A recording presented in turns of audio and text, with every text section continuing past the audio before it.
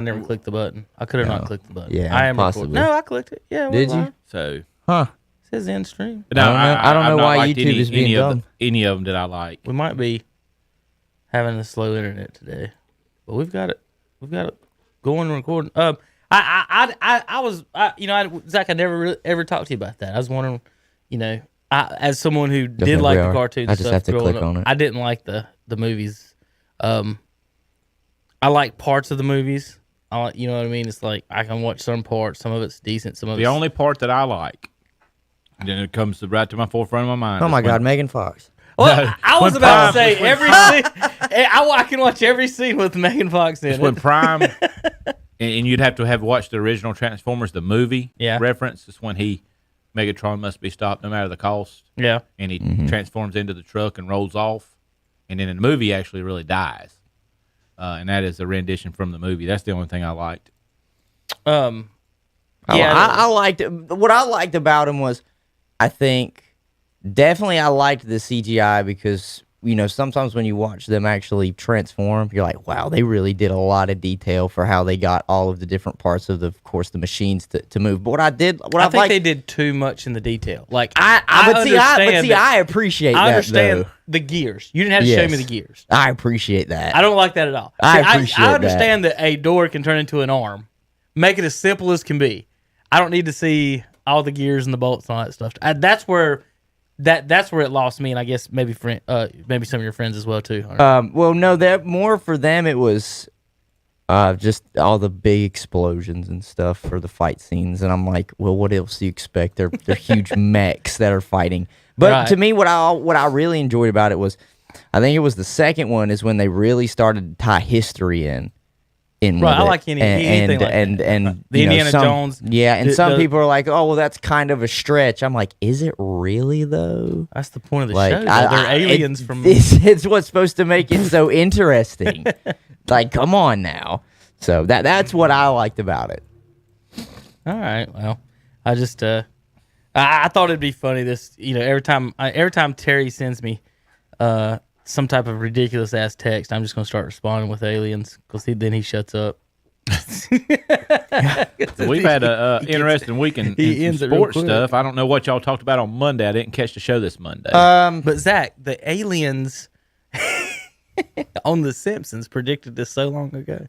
They predicted a lot of things. They've been doing all kinds. Listen, what did we talk about Monday? I don't even remember. I did not get a chance to catch that. Well, I got this outrageous text a little while ago from Terry Youngster. Hunter did too. Yeah, I did. After all the jokes about being the worst division, the NFC East has a chance to get two teams into the playoffs now. Minnesota's 6-6, and Washington and New York's 5-7. Since you brung that up, I just wrote down the three teams that are in the division. I missed Philadelphia. I want to go back and get Philadelphia's schedule. The three teams is in the division. I was looking at their schedule that's left over. I want to pull this up right quick, and we'll go over this. I know you'll be kicking people out of the. Oh, he's already kicked out the whole NFC East. I did that. I did that Monday. That's this week. That must be. Or that was last week when you weren't here. I think they've been gone for about 2 weeks. This week was the Bears. I had to miss last week. Yes, it was the Bears. Monday was the Bears. There was I'll talk about that while I'm writing this down. There was a very needy family, and I had to pick up my son because my wife and some people from the church had to go over there and help them. They both had lost jobs to COVID, and they were living in a abandoned house and no power, no anything with kids. So it really bad situation for them. Seemed like a pretty good family. So they had went over there, and that's the only time they could go. So I missed last week. Sad situation on that, though. All right, back on this. New York, their schedule lines up. The Giants line up with, and they're actually the leaders in the division. Yeah, they swept. I think they're one game above everybody, maybe. Well, no, it's got that. They got that tie. No, that's not them, but I'm saying the tie is what throws everything into a loop. That's like a half a win. The Giants are ahead of Washington because they have the same schedule, but the Giants they beat Washington twice this year. So They have the one up on them. They got the exact same record. You're right. And the Giants have the Cardinals left, which is very tough. I think it can be tough. I think the Giants, though, they showed that they can really corral a mobile quarterback with how they played Russell Wilson this past week. So let's go down these games. Let's say who we think will and won't win these things. See if we can figure out who will win the division. The Giants got the Cardinals. Do you think that's a win or a loss? I think if Daniel Jones plays, I would say it would be a good win for the Giants. I think it's the Cardinals, though. What do you think, Kevin? Where's that at? Good question. Let's find out. Is it at MetLife, or are we going to Arizona? The problem is, though, I think it would be at MetLife because San Francisco plays another home game in Arizona. If it wasn't for a Hail Mary, Arizona would have lost 5 straight. Giants are on the uptick. Giants are on the So let's say a win. uptick. They got Browns after that. A win with Colt McCoy They're still at the helm. Stomped in the ground by the Cleveland. They got Ravens after that. They'll get beat again. I think they do get beat by the Ravens. And then they have the Cowboys. We're talking about the Giants. The Giants in that stretch go 2-2. I think they win against Arizona. So if they go 2-2 and the Cowboys, but they lose that to Cleveland and Baltimore. Yeah, makes them 7-9. So the Redskins have the 49ers. That's a win. Seahawks. That defense is good. Kevin, did you watch any of that game? Which one? I caught them I didn't catch them the other day. I caught them in the game that they won before that. Who they play? Well, we played Dallas. That's the game I caught. We ripped them apart. And their defense was way better than I thought it was. And I know they're playing Dallas. Chase Young is an animal. He is. I can see it now. He's got a Hall of Fame career in front of him. Did you see what Mike Tomlin said to him? Mm-mm. So there was a Washington player that was hurt, and Chase Young was over near the Pittsburgh sideline, and we'll get back to you just for that. I just wanted to let you know because it's a testament to really how good he is and how good this defense is going to be. And Mike Tomlin said, "I don't ever want to lose the amount of games it's going to take to get a player like you." He said, "To get someone like you, you got to lose 14 to 15 games." That's the Jets. And that's and he's right. He's right. When you get a generational player like that at a certain position, the only way you're getting it is unless you sell the house and trade up, or you just are absolute shit and lose all the games. He might have just, I ain't gonna say fell into Rookie of the Year, but with Burrow going down, he probably will be it. Yeah. This depends on how I was about to say. Depends on how the voters go. Depends on how the voters go. Only because do you give Rookie of the Year to the best rookie, or do they still look at it as an offensive I agree, thing? but I think Chase Young's playing too good. It's kind of like a Ray Lewis kind of deal. He's playing too good. And you got Seahawks with the Redskins. That's winnable. I think it's winnable. I just don't think they win it. I just saw the Giants. Now I can agree with you. I don't think they win it, but I just saw the Giants beat the Seahawks. But I think that might put with Seahawks Colt McCoy at the quarterback position. It might put Seahawks on guard a little bit. Panthers, that's an iffy one. Panthers, 2 or 3 points every game from winning. They could have a winning record. I'm glad we don't because we're going to get a better draft pick. Both these teams could go 2-2 because I could. We're beating Philadelphia. That final game of the year, we're beating Philadelphia. So, let's just say they win the 49ers, they lose the Panthers and Seahawks. And I'm iffy on the Panthers game. They could go 3-1. I'm leaning towards 3-1. If we go 3-1, I'm gonna go. That gives them 8-8. We're division champions. Yes. Then Washington wins the division and gets to the playoffs at 500. Everybody thought they were going to have a losing record making it. Cowboys have the Bengals. They can win that game. Because Burrow. They can. So they win. 49ers. They can. They have a horrible run defense. I don't know what's up with the Cowboys' run defense. So the Cowboys, I think they lose that game. They lose. Eagles.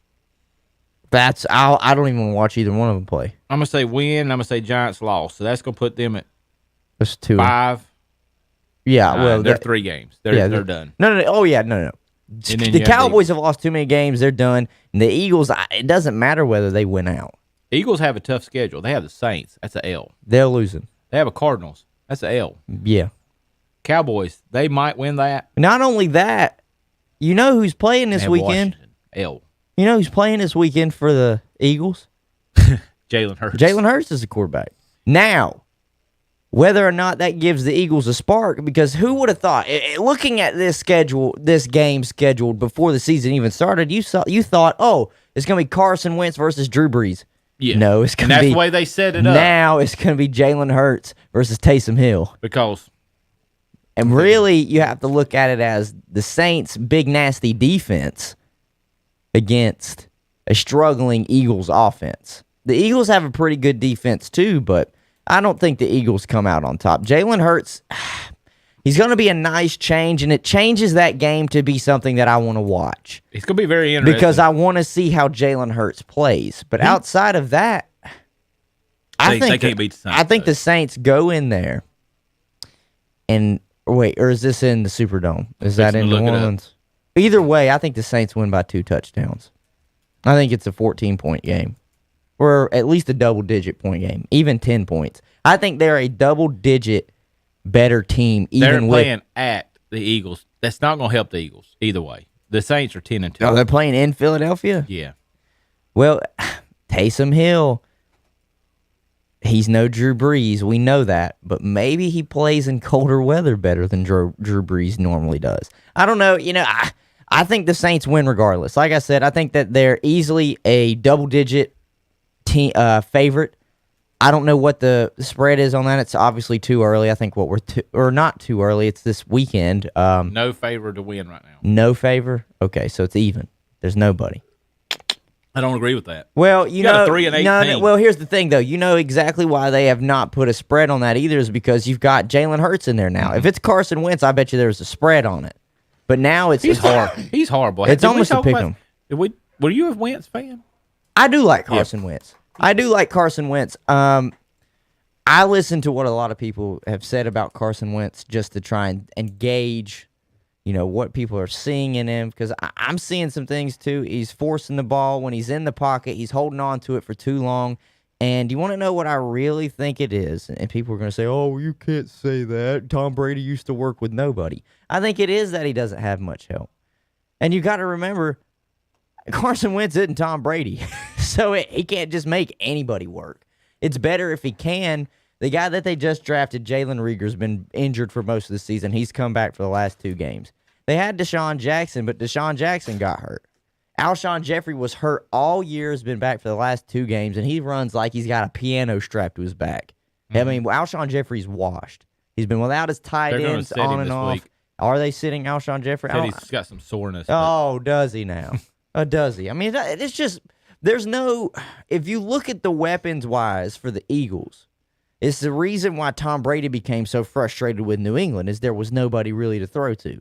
And when the Eagles' probably second or third best receiver is an ex-quarterback from Houston, then you're telling me something there is that you don't really have the greatest skill receivers. Now, I think they don't utilize the run game as much as they should, and that would take a little bit of pressure off of Carson Wentz. But if you have to just try and get some sort of spark, then what they're doing this weekend is perfectly fine. Starting Jalen Hurts.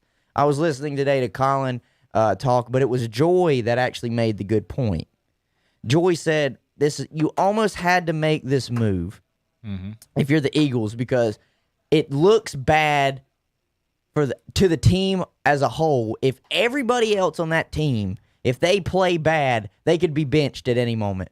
And Carson Wentz has just played horrible this whole year and just hasn't been benched. And it's just one of those things where you're kind of holding him accountable. And to a degree, I was like, yeah, you know what, Joy, you're making a good point. Because he's played horrible. He leads the league in turnovers right now. Why not just say, look, buddy, we got to see what we got in Jalen Hurts. We took him in the second round for a reason, okay? He might be your replacement. And if he does, Chicago, I've already tweeted at you, pick up the phone. Pick up the phone. There'll be some people that do that they'll have if they shop Wentz, there'll be some people that will want him. Well, he's too. The thing is, he's only potential. What, 24? It's the potential. He's 24, 25 years old. I he's still so young. Because he gets hurt all the time. Kevin's pulled up our football. Anybody? You already eliminated all NFC South. I mean East. Mm-hmm. Oh yeah, no, we were serious. What's coming out? I'm really thinking. Where is Washington on that? Am I blind? The 97. 97. Oh, that's why. Never mind. I was looking for Redskin head. Forgive me. They got wind up being 8-8. Who would ever thought that at the beginning of the year the Washington Redskins could potentially I win that said, division. as a fan, I would have been happy with 6. And if we get 8, we're on the right track. The only thing I think we need is a quarterback to get us over the hump. I like Alex. I do. But we've all sat in this room and seen what his peak is when he was with Kansas City underneath offensive-minded Andy Reid, and they still moved off of him for Patrick Mahomes. I think he'll be a good stopgap. Hell, we can keep him around again next year if we draft somebody and think they just want to sit behind him. But I think that's what's holding us back from being great is from an elevated quarterback. You know, Alex Smith, he's a game manager, but he's not going out there throwing for 300, 400-yard games. I'm trying to remember an exact tweet the other day. I saw something I thought was funny. You talk about Alex Smith and that, and I'm pretty sure I didn't save it, but I'm gonna check it just in case. They're making the comment / joke that maybe it's Andy Reid and that it's his offense. McNabb was good. Alex Smith was good. You talking about Mahomes? Mahomes, yeah. Somebody said you trade Mahomes. I've been thinking about that. He gonna go 20-20. I highly but disagree they ain't getting with rid that. of him. But either way, as far as the Eagles, I don't care. They both their hurt sucks too. I think they both aren't too good. Wentz got 15 picks. I'm trying to look at his stats. Hunter, who's their running backs? For Boston or for the Eagles, Yeah. Miles Sanders and Boston Scott. Miles Sanders is not a bad running back. It's just I don't know what You're talking weapons. I've never heard of either one of those people. Oh, I know heard you of the haven't. Miles. I thought Sanders. Boston Scott was a wrestler. No, Boston Scott is a running back. The Brooklyn Brawler. I know he just got picked him up one week when Miles Sanders was hurt, and he actually did really good. But that's what I mean by you're asking Carson Wentz to do so much right now with such limited weapons on the outside. Do you have a Baker Mayfield jersey? I do have a Baker Mayfield jersey. He's a Redskins fan. He loves him some young quarterbacks. Hunter likes him. He does like quarterbacks because he's talking about the BYU guy, which quarterbacks. by instance, I thought about him the other day when they played Coastal. Well, like I told Hunter on Monday, Zach, that's not the first time a bunch of Cougars went down to Horry County and got slammed by some Chanticleers. I am not the only one. I have got friends that have got jerseys of multiple players that they like. It's if you like them, you like them. You're the only person I've ever met. I'm the only person you've ever met that has jerseys of just about multiple teams. If that has a favorite team. Like you have a team. Yeah, my buddy Zach's got a team. He's the Panthers fan, but he's got Amari Cooper's jersey from when he was in Oakland. He's got an Odell Beckham jersey from when he was in New York. Not this Zach. You kids are weird. It's the next generation. This is how it is. It's okay to like players. That's exactly what you I just we said it at the same time. No, it's not LeBron's fault. Play with everybody I'm not a else. LeBron fan. It's just you can like players. I like players. I like Josh Allen. Growing up, you probably had a favorite quarterback that you like to watch. Now, if you were obviously a Cowboys fan, you were going to say Troy Aikman. You loved watching Troy Aikman. Me, as a Washington fan, who's my favorite quarterback I got to watch? Huh? Who? He wasn't in the Mark Rippon, Doug Williams era for No, sure. that's what exactly. That was not me. What, Mark Brunell maybe? Huh? Donovan McNabb for his little end of his career stint in Washington? Look how bad after he left Andy Reid. Campbell? How bad he was. I mean, come on. Even Mark Sanchez put one of our jerseys on. Shit. I have not had a quarterback to root for. So I've always had to find, if Alex I like Smith quarterbacks. is 9-5 in Washington. Oh, I know he is. So, like, you got your quarterback. Kevin. What? I want Super Bowls. Okay? That ain't happened since 1992. Was it 92? Cool. It's cool. 91, yeah. It's cool to make a playoff game. Giants were 90. It's cooler Dallas was to win a 93. Super Bowl. Now think about how awesome this division actually was. The Giants won in 90. The Redskins won in 91. This division, Dallas won 92 and 93 and 95. The NFC East has got the most Super Bowls in the NFL between all the teams. And guess what? They're the laughing stock. And the Eagles of it. only have one. Well, Washington won 3 in the 80s and Giants 2. And then Cowboys, loaded up and yeah. And then the Eagles now they're finally trash. And then the Eagles They're finally all joined trash. them. They're bottom feeders. But seriously, like, I don't think Jalen Hurts does anything for that team. Nah. No, I don't think they win. If I can't name a single, honestly, Hunter, I don't know. I don't know if I can name a single player other than Carson Wentz or you said Alshon Jeffrey. Mm-hmm. I don't even know if I'd have guessed he was on that team. Well, that's because he's hurt all the time. They let their Super Bowl champion quarterback leave. That's the problem. Is Ertz still there? Yeah, but he's been hurt this year. Both of Wentz's tight ends at one time. Is Brian Dawkins still there? No. Okay, then I'm out You're of out Eagles of it. players. You're out of it. I'm out of Eagles players. They got a guy, Travis Fulham. I think he went undrafted. He's one of their wide receivers. Greg Ward Jr. was the starting quarterback at Houston, I think 2 or 3 years ago. I mean, they have practice squad players playing at wide receiver. I get it. It's the next man up mentality. But if you don't have anybody to throw to that you have confidence in, then you're going to hesitate when you throw the ball to their way, right? Does the East get 2 teams in? We did the standings a minute ago. We had the Giants finishing at 7-9 and Redskins finishing 8-8. The 7-9 get in. No, and the only reason why I don't think it does because you got to look at the other teams. The NFC West is going to have so many teams that are going to be over 500 with better records than the Vikings or the Giants. The Vikings, I have to look and see how their schedule is. I have to see who they play for their last 4 games. The Bears are 5-7. The Redskins and Giants are 5-7. Yes.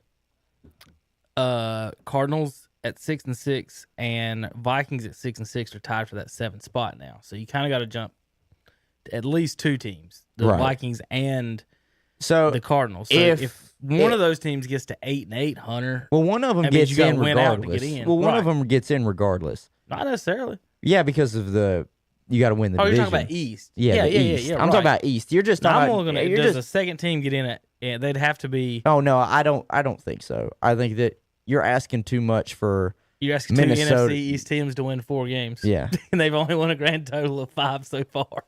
Right. Like that's what people. When people look at this, like a minute ago, Hunter goes, "If we win out," and I'm like, "You're 5-7." Yeah, I know, but technically, if we go 4-0, Zach. Well, I mean, you got to look at it. Our defense keeps us in any game. And so we play San Francisco next. That's winnable. Yeah, I've said it's winnable. Yeah, so that could be one win. I just saw the Giants beat the Seahawks, and our defense is better than the Giants. With Colt McCoy. Colt McCoy. That could be a win. Then after that, who do we play? Panthers and Eagles. We could beat the Panthers, and we can beat the Eagles. It just comes down to, if that happens, you're looking at, oh my God, a team out of the NFC East that is actually over 500 at 9-7. And who would have thought it's the no-name one? So y'all going 4-0? I went 3-1. We went 3-1. If you go 4-0, it would actually be 5-0, wouldn't it? If you went out, it'd be 5 straight wins, right? Yeah. Because we just beat the Steelers. I'm going with 8-8. I think they win the division. I think we go. Giants are. Speaking of which, what the hell are the Steelers doing? Are they done? Can I take them off? Should I eliminate them? If you get beat by the Redskins, you're out of the Super Bowl pool. They're not even that. So you just got beat by the no-name. I'm put the Redskins under. I'm putting them under the same umbrella that with the Giants that actually made the. I'm not saying the Redskins are going to make a Super Bowl run, but the Giants came in that year, I believe, at 7-9. 9-7. 9-7. Was it 9-7? And they made a really good run. Both the V-Lies were 9-7. Were they? Mm-hmm. And so I'm not going to write them off by no means because it's always who's playing better at the end. You play great at the beginning of the year and you start to tail off. Some of these other teams, the Riviera's teams just now getting together. Going into this weekend, Zach, and I told you, what would you tell me if I said, you know what, Zach? This weekend, the Colt McCoy is going to beat Russell Wilson and Alex Smith, bleeding out of one of his legs, is going to beat the undefeated Steelers. Yeah. I'd have put any kind of money on that, and I could have said no way. On both of those, right? I mean, and then the combination of them. Real quick before we move on to the NFL, I want to ask Zach another question. We had this game 2 weeks ago. Who was the game? You remember the name? Was it that they went for 2? The Eagles and the Seahawks game. Was that the one? Yeah, that was the one where Eagles were down 7. Well, no, 8. Down 8. If they kicked the field goal, they just downed a touchdown, but they go for 2. All right, so the score is 23. And if they miss it, then they're still down by 8. What was the spread? 6.5. So if you get So that, the score is 23-9, Zach. And they scored a touchdown to make it 23-15. With how many? It's about over? A minute. Yeah. With a minute left in the game, they're down 8. The spread's 6.5, and they went for 2. And people have the audacity to say that these games aren't fixed. That there is no other reason for them going for 2 right there. Because one, even if you do get the ball back, like I said, you just kick field goal and win. Why would you do it the second time? But there is no strategy. There's not even I don't even want to waste a minute thinking, well, maybe they were doing this, because they weren't. That's 100% complete coaching for the spread. And as a fan or a gambler, how do you feel about that? Like that, they just proved it. People didn't believe If I was Pete Rose, it'd piss me off. I said that Monday. I said the exact same thing Monday. You sitting here watching these coaches coach for the spread, and Pete Rose ain't in the Hall of Fame. Right. You can't coach for the spread in baseball. I didn't watch Monday, by the way. You can't do that in baseball. You can't coach for the spread. You're ever going to win by 3, But you can go for 2. You can kick field goals. You go 3, 2. What Hunter? What did you say, Hunter? what? About the that anomaly? We're going to keep the integrity of the game. Okay. Zach, a bettor lost a $500,000 bet on that game. It could go back to this. $500,000. Wrestling's still entertaining when you know it's fixed. Right. I tried to okay, we went over that a little bit Monday. Did you know that the NFL, if I kind of explain it to you, that they've admitted that they're just like the wrestling WWE? So in a court case about 5 or 6 years ago, someone was suing over the Patriots cheating scandal. Okay? So it was a fan that had bought season tickets and this and that and whatever. But basically the lawyers, and they had to come out, and it's fine printed on your game that there's no guarantee that this game is basically an actual game. It's a form of entertainment, and they don't have to guarantee the outcome or that there even will be an outcome. So they have to write that in really, really small print now on their actual tickets and stuff, and they're admitting basically that they are entertainment. So the NFL has come out and said, we are sports entertainment. And then you see that spread right there, and then Hunter, we're going to keep the integrity of the game. I think it's all fixed. Listen, I believe it's all fixed. But the way, if I was to sit there and think that everything was fixed, I could find no enjoyment in it. And so that's why I have to keep the mindset that I have, is that it's just the integrity of the game. And you know what? I can say, the election. But listen here. Right. But listen here. I can say this. I'm not going to sit here and say that the game was fixed, but maybe somebody had some money on it and got in Peterson's ear and say, "Look, I need you to go for 2 here, and I'm going to give you a little bit of a cut." That's just as bad or worse. Listen, that's fine. That's just, to me, that's just gambling and getting a coach caught up in it, not the NFL calling down saying, "Listen." Okay, now if you say that, should the Pete. Eagles / was it Peterson? Doug Peterson Be investigated then? I would. Should the NFL investigate what happened? I would. Yeah, and I'd apologize to Pete Rose. Because it is a huge question mark on that. It really is. Because weird. Because it doesn't make any sense. Because if you miss it, you're screwed and the game's over. I'll tell you what happened. There's no way to get out of what they did other than going for 2 right there and covering that spread. And so that's why, to me, it's like, I don't think it's fixed. I don't think the NFL, because when I hear fixed, I'm like, the NFL is calling these teams and saying, "Listen, Seahawks are going to win today, but I need you to keep it close." So we've told the refs that we're going to let you guys get away with some hand touching with a little bit of fighting downfield, but they're going to throw every flag when they do it to you. That's what I feel like. That's what I think happens when it's fixed. But in this case, it would not surprise me if somebody outside of the NFL, somebody, let's just call him a big shark who's a big gambler, might say, "Hey, Doug, listen." Saying he got a text there during the game? Maybe at halftime. Do you think he knew the spread before the game, though, Hunter? Probably. If he's willing to make that call, Yes. he knew the spread. He knew the spread before the game. So that's what I'm saying. I don't know. I'm not going to sit here and say it was the NFL. This should be a huge story. It was not. This should be like. It was. I don't believe it was the NFL. But let me tell you something. These guys got friends outside of what they do. You hear him say. You hear him say all the time. These here say all the time. I got to take care of my people. I got to take care. Listen. Just like the players say, I got to feed people. I got to take care of people that I know that I grew up with. This guy lost $500,000. Let's think about this. He lost $500,000, and the person that was in Doug Peterson's ear could have made that $500,000. I'm serious. That is the only wrinkle that I have with this. I don't want to call it fixed because, like what I said, when I hear fixed, the NFL basically said this is what we're going to do. NFL officials average $200,000 a year. One better just bet $500,000 on a spread. He just paid for 2 officials' yearly salaries. Well, damn! If he had enough money to just throw $500,000, he don't need to be crying, really. If you have enough money to bet $500,000, do you? Why are you even betting? I mean, at this point, yeah. I'm seriously wondering that. Like, unless you need the money really bad, why are you even betting? Are you trying to get out of a hole? But I mean, and it just dug even deeper? I think they messed up on I this think it's one. a big But I don't question know if mark. anybody's calling them out but us. Nobody is. Nobody's talking about that. The media would be in on it, like the ESPN. Listen, nobody brings up some of the stuff that we do bring up, and that's why I like what we do. Obviously small media compared to the ESPNs, the Fox Sports of the world. We don't have certain people backing us with their money to push what they want to talk about. So we can sit here and call out maybe this was bullshit. But for me, I don't want to believe, of course, I'll just put it that way, that the NFL was the one that was behind it. Do I think maybe somebody was? Yeah. Kind of like goes back to Greg Williams getting fired this weekend for calling an all-out blitz. Yes, and guess what? And he did it on purpose. Yes, probably.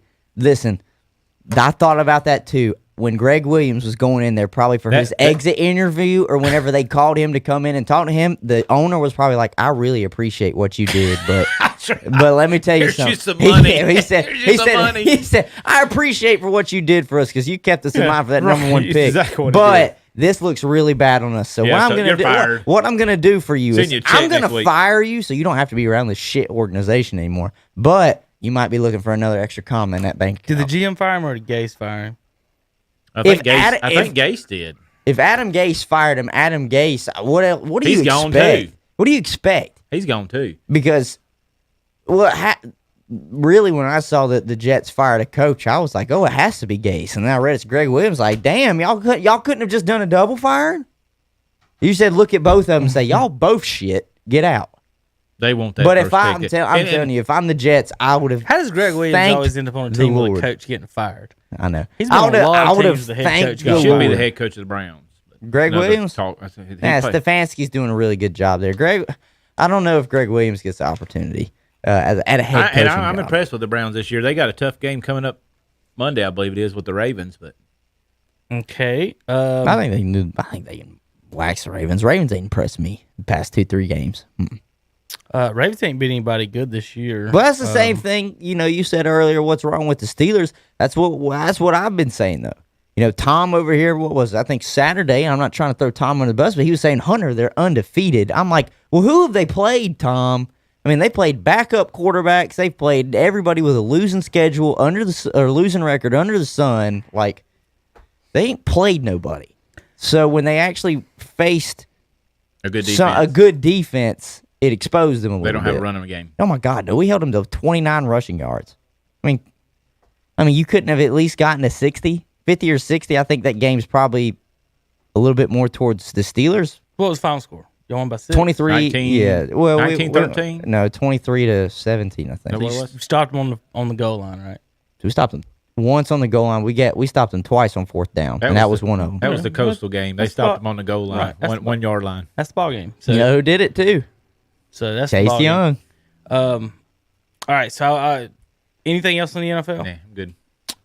Dallas is horrible. I wanted to get that in. And it feels so good. But I heard they made a good point today. I know who it was. They were talking about what Troy Aikman said about during the game last night. He said, if I'm looking at the state, and because as an ex-Dallas Cowboys fan, and it's I don't know if you were a Cowboys fan at once, but you're a Panthers fan. When we got the Panthers, but Troy Aikman made a good point. He said, "I look at how this organization is, and of course I'm ad-libbing, but essentially he's saying, where do they go from here? Like, do they just blow it up and just try and redo the whole thing?" He said because and Colin made a good point. He said the Dallas is getting to a point that they've never been before where they just keep losing.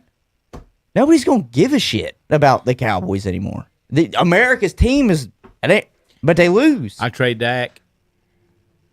They blew the team up when they cut Romo 4 years ago. People don't realize things have happened until it's over.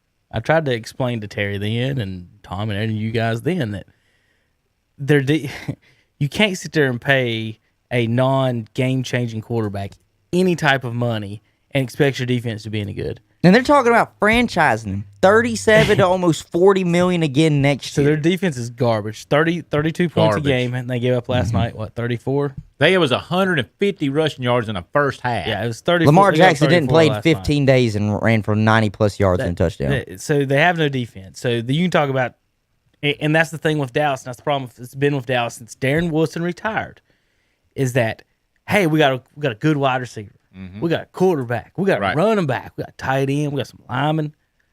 Did I say anything about a good linebacker or a good safety or a good corner? No, they don't ever have any studs on defense. They don't have the only one they had for years that I could remember was DeMarcus Ware, but even he didn't win a Super Bowl there. He went to Denver and won him a Super Bowl. And they never tag teamed him up, paired him up with good people. Right. The Cowboys defense is never good, to put it that way. And that's the thing, is that you got Jerry selling his hot dogs and his star power for Cowboys time, and it's not. And so we talked about this a little bit, I think Monday. Zach, I think that Trevor Lawrence ends up in Dallas, no matter what. Because here's why. If you're Lawrence, it's going to be Jets 1. Right now it's Jets 1, Jags 2, Bengals 3, Cowboys 4. And they don't do a lottery, so Cowboys would be 4th right now.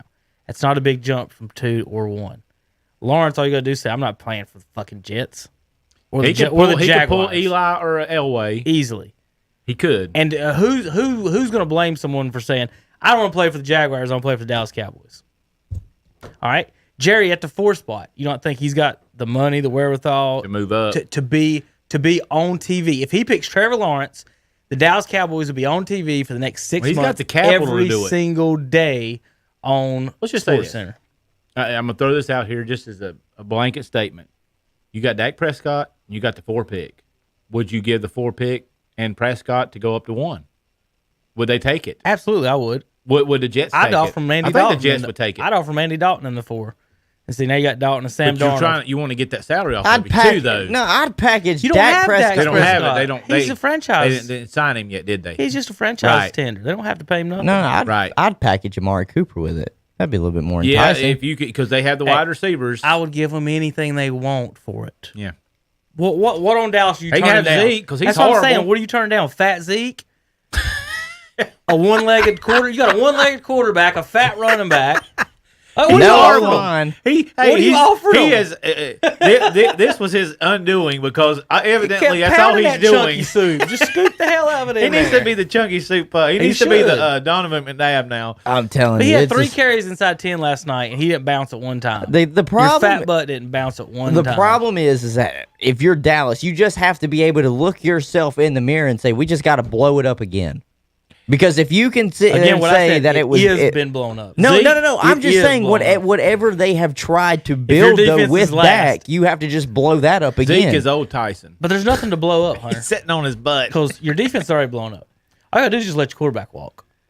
Well, you could try and move off Zeke. Let Dak walk. You got to, because I don't think about getting they're eating up too much salary on the offensive side of the ball with their offensive linemen that keep getting hurt. Zeke, who just doesn't have the burst he does. Tony Pollard looks better, and Amari Cooper now. And Cooper, I don't even think Cooper's good, but I think CD and Michael Gallup can be just as good. He's not producing enough for what they got. $19 million. He's not for what they're paying him. No. All right, Zach. Since you weren't here Monday, you missed the fight talk. What fight are we talking about? Tyson. Oh, so that was a week. Did we not talk about that? We ain't talked about it yet. I haven't talked with you about it. I didn't get to make it in on that Wednesday. Right. I thought, yeah. So I wanted to get a couple of your thought stuff. But yesterday, did you see the interview with Jake Paul with the Vice girls? I did not see it. I know he's supposed to be fighting Mayweather. This is just the dumbest shit I've ever I didn't heard think in my Kerry life. Champion was as bad. I knew when I saw Jamel Hill on there what was about to happen. They had Jake Paul on their show, the guy that knocked out Nate Robinson, right? And they asked him if he was it was Racist. a racist because the white man knocked a black guy out. Wow. In a boxing match. I've seen Tyson Fury knock out Deontay Wilder. He told him that was what did he tell him? Is an idiotic question, or he told him it was something to that. It was idiotic or a stupid question, and they were like, "Why is this a stupid question?" He's like, "It's a boxing match." George Foreman said he basically had no business in that ring. George Foreman said, "I'll train Nate Robinson to take a rematch." Oh, he did. He did. He said, "I will be his trainer," but it looks like that Mayweather is taking this fight with Jake Paul, and that's going to be awful because Mayweather is fighting Jake's older brother. So it's not this Jake Paul guy fighting the other guy. It ain't gonna matter because technical wrestlers can't hit him. Do you know you why? think these guys are gonna be swinging and miss? Yeah, technical boxers can't hit him. It's gonna be a swing and a miss. First Swing of and a all, miss. It'll be like watching Major League. But you listen. This is what you have to remember, though. This is an exhibition fight. You don't think Floyd ain't gonna put all the rules in place that he wants? He ain't getting hit. He's gonna tag the listen, guy. I know he's not getting hit, but the problem is, I'm not paying a damn dime to watch that fight. The people's not going to pay for that. But I'm saying it's going to be a joke. Floyd took that fight because he knows it's going to be a draw right now because the Paul brothers wanting to fight people in the fight game. People are going to tune in just to see them boys get their ass waxed. Because when Jake Paul came out and said he wants to fight MMA fighters in the boxing ring, I said, I can't take you seriously anymore. It's one thing that you fought an ex-NBA star in the boxing ring. But now you want to fight UFC fighters, not even where they fight. Yeah. You're trying to pull them out of the octagon to fight in the boxing ring. Now, some of them can do it, and McGregor has tried it, and I think he would be up for it. He could beat a lot of people. McGregor was just too technical. Mayweather's too technical, and not only that, McGregor's still, he had some MMA tendencies in him. He wanted to wrap up a little bit, and his jabs weren't quite as crisp as they should have been when he was fighting Mayweather. He would get out and swing his arms really wide, and he would throw heavy punches instead of quick, precise punches that he needed to with Mayweather. But I'm telling you, Jake Paul, I get it at this point. I think you're just in it for the money because I promise you this, you're going to get your ass waxed in every single fight that you try and take with a I want to just harp in on this word. Professional fighter. Not some YouTube star or Vine star, even though Vine's not a thing anymore, so you got to make your money off of YouTube. That just gets to practice boxing in his downtime because he's made so much money it doesn't even matter anymore. He basically can just do whatever he wants. So he wants to be a boxer. But you're talking about fighting guys who that's all they've done their whole life. This is all they've wanted to do their whole life. So I'll be honest, Zach, and see if you could agree with me on this. Say me and you were professional fighters, and we heard Jake Paul was talking this nonsense. Would we not just be chomping at the bit to get in a ring with him and just show him what it really is? Yeah, and I'll give Jake Paul some credit. I mean, he's a pretty good-sized boy. But let me tell you something. I don't think you're in... How many rounds did that fight go with Nate? I think it was first round. I think it was... Maybe second. I think it was first or second round because I think Kevin said... Because I didn't watch it. I just saw the highlights. I wasn't paying for that crap. It was very hard to get it bought because I think it's so many people on the server. It took us 20 minutes for the payment to go through. Right. So by the time we got sitting down, I can't remember. Well, it doesn't matter. I can't remember. I'm just trying to get to the point where I don't even think, regardless, if they put in place how many rounds that fight would be, Jake Paul versus let me say it again, a professional fighter, I don't think Jake Paul would even be in condition for that. I think he holds too much weight because he looks at him and says, I'm just going to be a big beefcake that walks around but doesn't realize there's a lot of cardio involved. And so there might be a guy comes in a little bit leaner than you but strikes like a hornet. I'm telling you, Jake Paul, hey, I can't wait to see that face of yours on the floor just like you looked at Nate Robinson. Zach, I was trying to explain to Hunter how Tyson at one point was a bigger star than about anybody that is around right now. he had a kind of a Beatle effect to where he went out in public. It was stars. He was just surrounded by people. He was a culture icon. Is what he was. $80 million is what they made on the pay-per-view. 1.6 million buys is how many people bought the actual fight of Tyson. I think they had a question too yesterday, just based off of the purse that they brought in, that kind of money, and how many people tuned in to fight or turned in to see the fight. I think it was Skip and Shannon. It was going to be one of the topics that they were talking about, because I saw it said like coming up, and it was like, should Tyson fight again just because he was such a draw? And I'm like, well, I mean, if he wants to, but who's he going to fight? Is he going to fight another old guy? I know what George Foreman said. Did y'all see the George Foreman interview? No. He said, and this is coming from Foreman, this is not me. I would be scared to death to put Tyson there. He said he put Tyson in there with any heavyweight today. No. I would be scared to death to put him there with Deontay Wilder at this age and Tyson Fury. He said he believes he can beat Deontay Wilder. Foreman, you must have taken too many hits to the head. I'm sorry. And you're a great, you're one of the all-time greats. You want to talk top 5, top 10, you're, of course, there. But I have looked just to double check.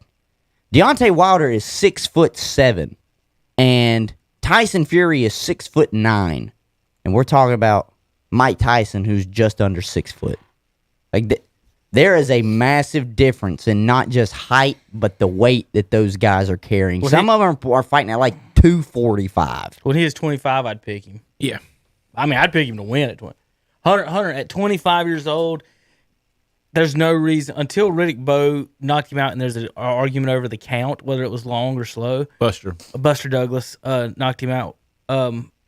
There's no reason to pick anyone else. He was a 40-1 favorite. Right. There's no reason whatsoever to pick anyone else. But at 54 years old, we got to quit dreaming about. That's what I'm saying. It's like stuff. You can get somebody hurts, what you can get. I think it'd be Tyson. I hate to say not only that, he can knock anybody out. Yes. The problem is somebody going to knock him out. Right. These guys throw hard punches. Right. Like Roy Jones Jr. ain't throwing nothing to knock him out, I don't think, unless you just... And a 54-year-old jaw, I mean, who knows about Foreman that? also said he was easy on Roy. Same thing. No, he was. I said it when we were talking about it after the fight. I said, I saw some of the highlights, and I think they must have had an agreement, because they did. Roy looked at... He didn't hit him in the head. I bet say Roy probably looked at him and said, look, you can throw blows on me all you want, but just... maybe dial it back to maybe 75, 60% of what you would do. I'm telling you, I felt like the whole time he held back. All right, Zach, some NBA talk this week. We've got a trade. Big trade. We've got the season starting back up in another week or two. We've got trade involving Hunter's team. Right. Have y'all talked about it at all? A little bit. Yeah. We did Monday. Hunter hates it. Yeah. Everything I've seen on TV. I'll tell you the only reason I don't hate it. I'm not a fan of either. What is it? Because John Wall's hurt a lot. That's the only reason I don't hate it for well, you. The money's the same. Well, I can sit here and agree with you and say John Wall hadn't played in about over 2 years, so I don't know what he's going to be coming back. Just I know what fit Washington's system and got us to at least a 4 seed 1 year with him and Beal. I don't know, and I was explaining this to somebody, and of course he agreed with me, because it's one of those things where Russell Westbrook, his whole career has always almost outshot his counterparts. He comes in and he's a high volume shooter, whether it's taking it to the rack, pull up from mid range, or 3-point shot. And he's just not efficient outside of that paint. But Bradley Beal's very efficient, and I just feel like this is going to be one of those moments. And I said this, and I tried to really preface last week. I'm not saying Bradley Beal is Kevin Durant, but when it comes to certain shots, I would prefer Bradley Beal gets a majority of those shots than Russell Westbrook dribbling up the court and saying it's my shot. And I just feel like that's what's going to happen. That's just me.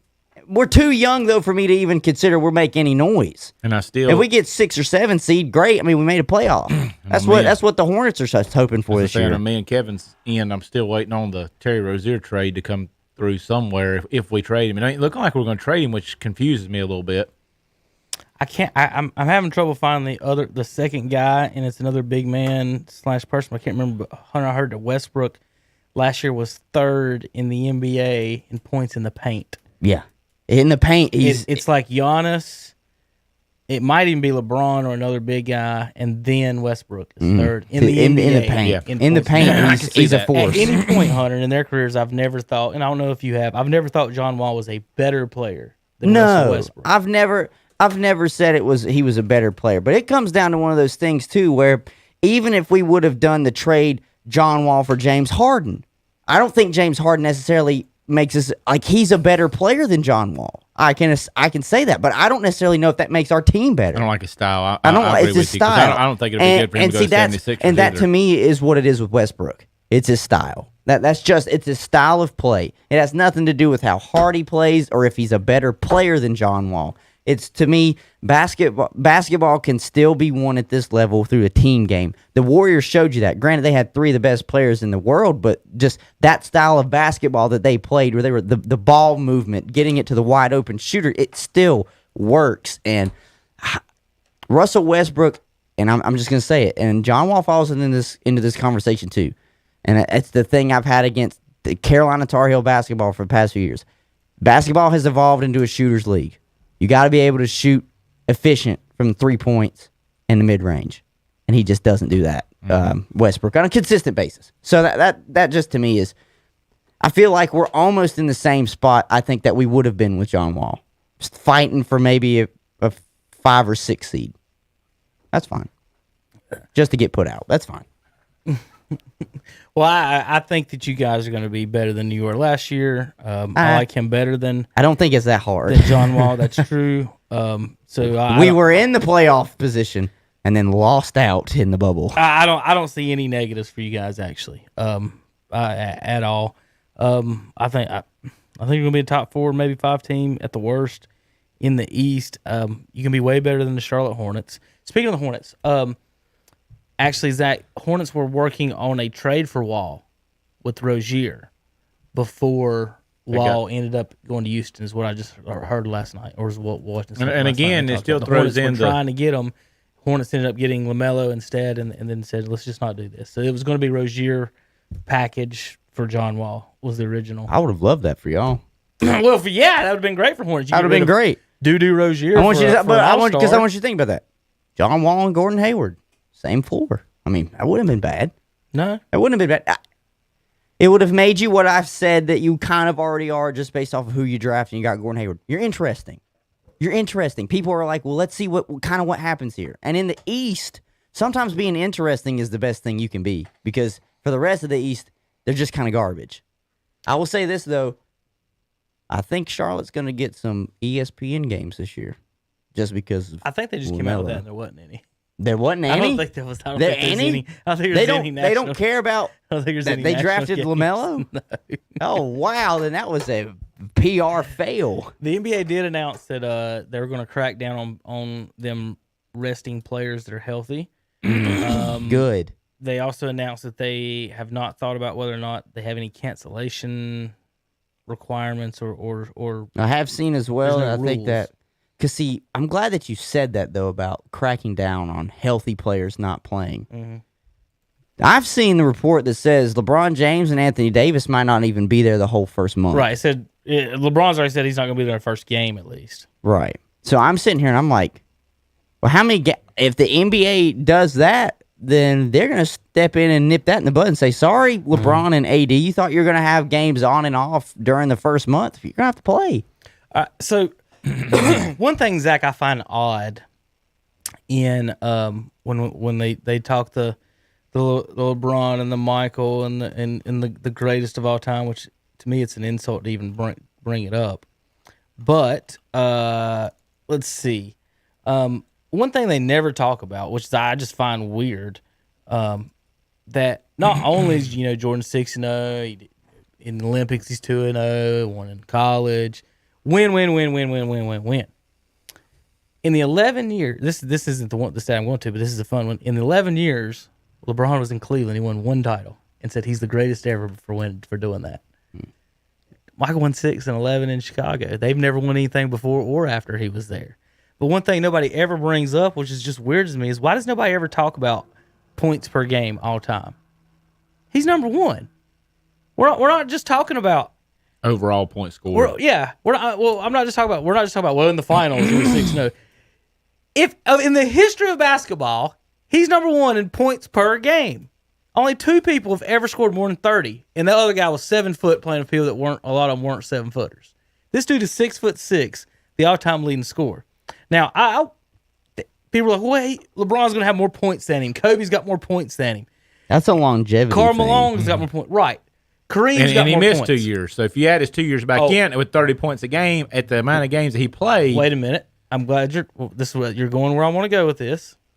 So when we look then at. In his prime. No, look at total games played. I'm going to find there we go. Kareem is at 38,000 points, right? He played 1,500 games. Michael only played 1,000 games.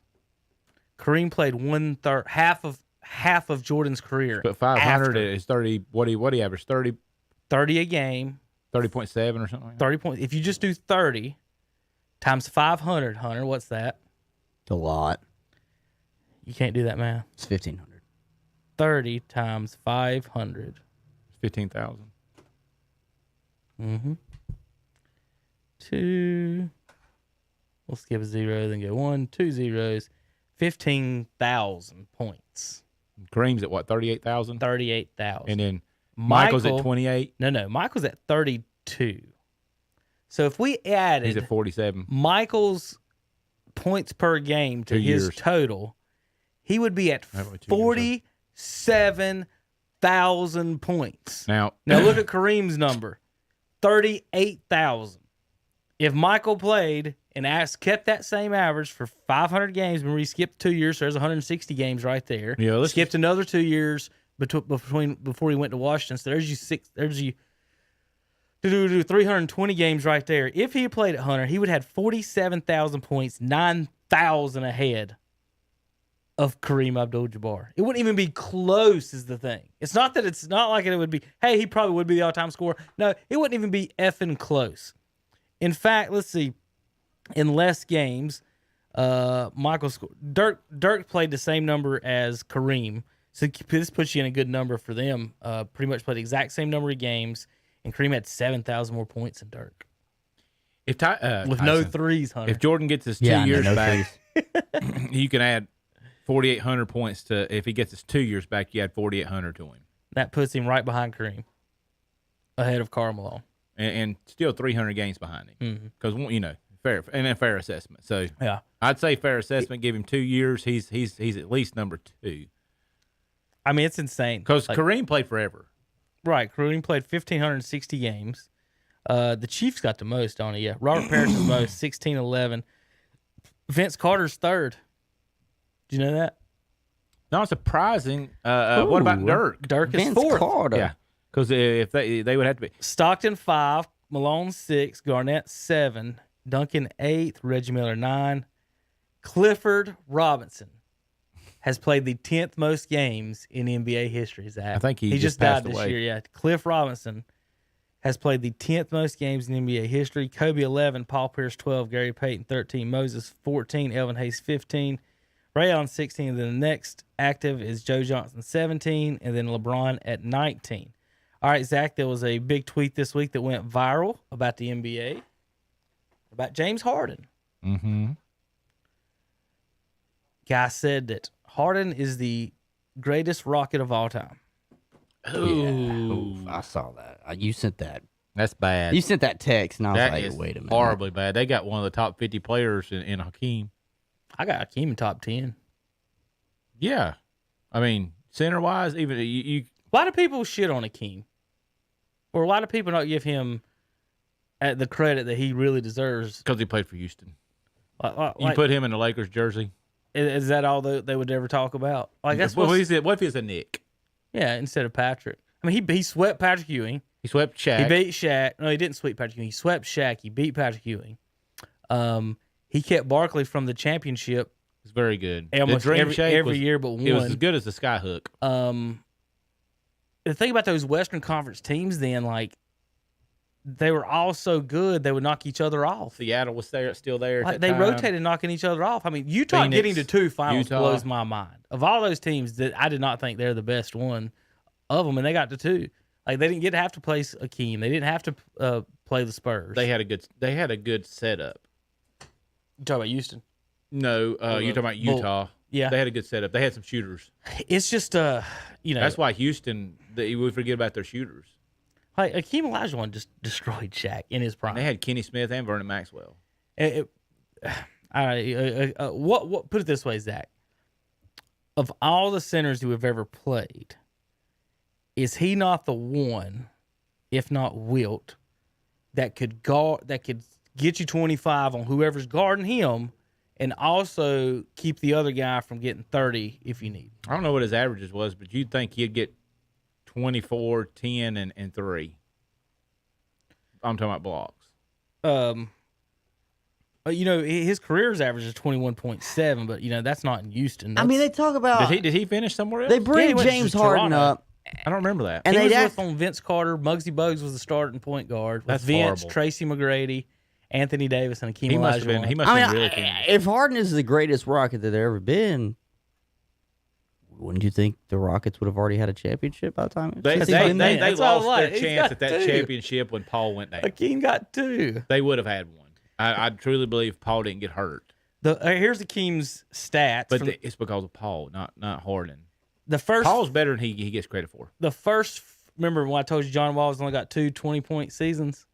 Akeem averaged over 20 his first 14 years of his career, including his rookie year. He was in the 9 range on his rebounds, I'm thinking. No. Career average is 11-11. He led the league twice at 14 and 13. That's led the league 3 strong. times in blocks.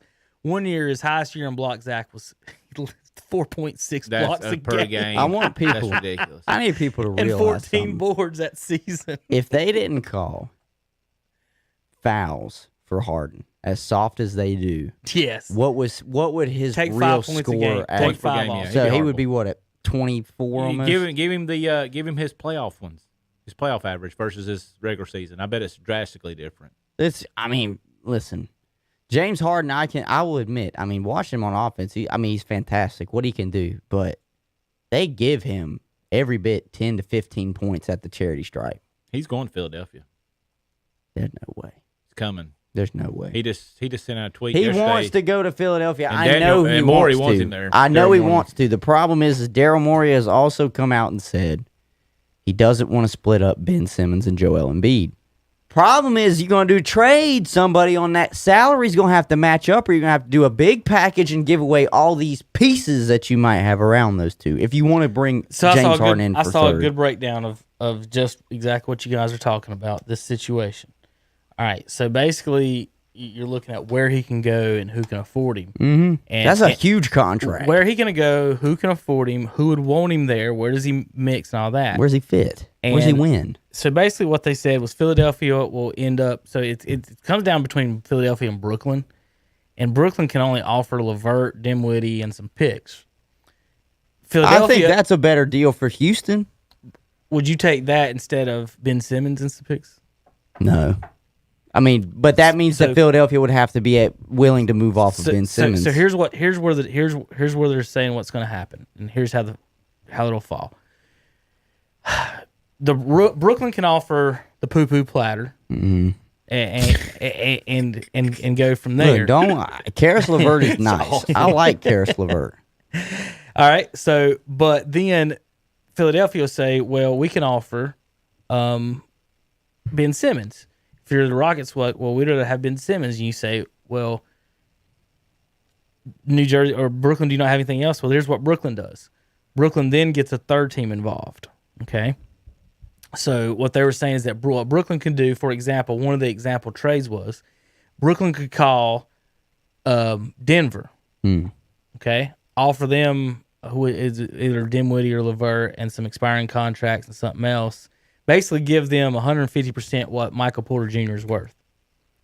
Then turn around and package Porter with LeVert and or Dinwiddie, I can't remember which one it was, and then the first round picks back to I hate when they do these 3-team trades. So it gets so confusing because then what if one guy's like, so basically backs out? It just screws everything. Houston could end up with, say, Dinwiddie, Michael Porter Jr., and like 4 first-round picks if they go the Brooklyn way. Or they come up and say, well, this is what Brooklyn offered Philadelphia. What are you going to do? And then Philly throws in a couple of extra stuff besides Ben Simmons just to sweeten the deal. Just to sweeten the deal, basically. So that's what you're kind of looking at is what the breakdown I saw was what they're looking at. It's either a 3-team deal to somewhere else or it's a Ben Simmons package. If I'm Houston, I have to look at it, of course, this way. Which deal benefits me the most? Because we're essentially then saying we're blowing it up. We're out of whatever we were trying to do in the Daryl Morey days while D'Antoni was here. We're just going to get rid of everything. Harden's not our franchise guy anymore, so we're just going to blow it up. If that's the case, the problem is I think John Wall and James Harden work perfectly because John Wall's not a shooter. Okay, he's not a slasher, and he'll facilitate. He's not afraid to kick out. You trade Harden for Ben Simmons. Ben Simmons ain't a shooter. John Wall's not a shooter. Do you have shooters around you in Houston? I don't know. So essentially, you have the only difference is you're not going to have Embiid down in the paint, really taking up space that Ben Simmons wants to get down into and work. And Hal Ford. But they do have Tobias Harris. But they have DeMarcus Cousins, which is in Houston. John Wall's best friend. It's very interesting. Going to the strip club. It's going to be interesting. Well, that's where James Harden has been for the past few weeks. So he just lives there now. I think he rents a room in the back. They got him on video. He missed first practice the night before. He's at the strip club making it rain. Gotta love the. Is this if Zach gets this reference? You know what Nuba? You ever heard of Nuba? Talking about the NBA. You seen the movie with Kevin Bacon? Air Up There. You've had to seen the Air Up There. You really haven't seen that movie? I've got that on my list of movies Hunter needs to see. Listen, James Harden, his mind is everywhere else than Houston. Yeah, he's done. Here's a list of movies Hunter has not seen that we're going to get him to see. Sports movies. Tin Cup. Days of Thunder. A League of Their Own. Bull Durham. Blue Chips. Have you seen Blue Chips? Okay. Air Up There is when Kevin Bacon goes to Africa and meets to recruit a player. You did not see that one. I've seen every one of the other ones. Varsity Blues. Any Given Sunday. Cool Runnings. Tombstone. Pulp Fiction. Ace Ventura and The Rock. But anyway. Other things in the NBA news we talked about the other day, Zach, see if you wanted to touch this. Larsa Pippen, do you want to touch that? What is it? You don't want to talk about Pippen's wife? Yes. Yeah. What's she doing now? She got a new boyfriend. Who is it? NBA player Malik Beasley, who is married to a girl who they got caught walking around in the mall with her mask on, thinking that nobody would know who they were. And she's still married to Scotty. And she was walking around holding Malik Beasley's hand, who's married to another lady who she got mad, and that was the first time she knew about it. She went off, and then Malik Beasley's other girlfriend got mad because she didn't know about Larsa and put all his DMs and messages to her all over the internet for people to read. Oh, my Lord. Sounds like Jerry Springer. And then, all with that same week, Hunter, Scottie Pippen's got the audacity to confront Michael about the documentary. Jeez. Saying it was all about Michael. Michael's like, yeah. Well, that's what it was about. Who else was it about? Michael said that the report was Michael shrugged his shoulders and said, yeah. Who else was it supposed to be about? Dude, you got 8 points in my finals game. Fuck off. Right. He had 8 points in Game 6 against the Jazz. Scotty had more excuses than anybody I've ever known. He's... Hunter, Scotty's like that girl that claims she's pregnant, though she's not. Oh, I wish I could listen to that right now. What? It's got Stephen A. Oh, I thought you said the girl you wish she was pregnant. She's not. No. I'm looking. Wish I could hear that right now. I'm scrolling to see if any news comes through on the Twitter line, but no, it's just I'd really like to see Stephen A. Smith right now ranting about how people seem to have forgotten who the hell James Harden is. I'm like, I want to know if he's talking like he's great or he's not a winner. That's what I want to know what he's talking about. I couldn't read lips. There were no closed captions, so I just have to guess. You can win. I ain't going to say that. because with Chris Paul, they could have won that championship. I Yeah, think it's but very that- difficult to win with his style. That's why, to me, John Wall fits that mold for Houston outside of everybody else that they might have lost. Because think about it, what is Chris Paul? Chris Paul is your prototypical point guard. He's not score. He can score, but he's not score first, and he can get James Harden the ball. That's what John Wall can do. Is he the floor general though? That I don't know if he's got the same that leader. was their problem. Listen, Chris Paul is a leader amongst men Chris no Paul, matter where he James goes. Harden was their problem. Was he was the floor general and James Harden didn't like it.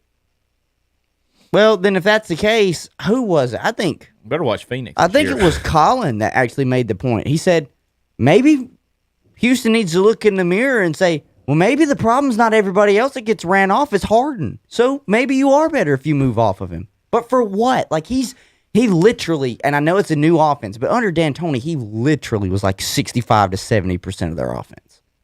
Like it was tailor-made for him. If that's the case and you're moving off of him, I don't know what Silas is going to bring in, but you're essentially saying we're going to be fine finishing out of the top 8 that we haven't done for years in the West. Lonzo Ball, J.J. Redick, and 9 first-round picks for James Harden. For the Pelicans? Harden, Zion, And Brandon Ingram. You can say that. But BI plays a lot of ISO ball just like James Harden does. It's tough to deal with.